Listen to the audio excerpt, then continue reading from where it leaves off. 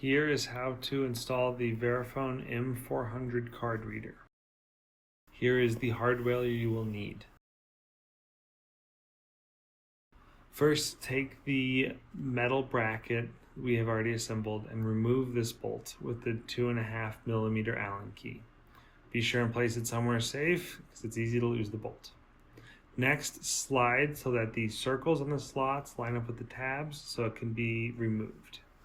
Once the top bracket's removed, you'll want to grab the card reader, remove the back of the card reader, and before you plug in, make sure that you run the cable through the top metal bracket hole. Once that is done, you can now plug it into the card reader and reinstall the plastic piece that you just removed. Wiggle the metal bracket around and slide it up until it can go over the top of the card reader, such that the slots line up with the slots on the card reader. Once this is done, these three slots will line up with these three tabs on the main plate. Put the tabs in the hole portions of the slots. Make sure it is in all of the holes and firmly pressed down before you slide the card reader down, locking it into place. The bolt hole that you just removed should line up.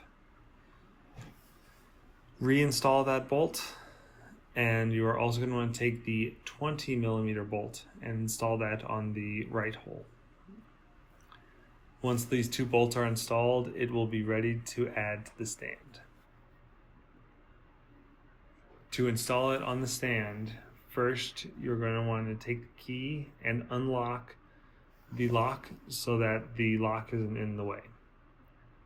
On the card reader plate, there are 3 holes that line up with 3 pins on the stand.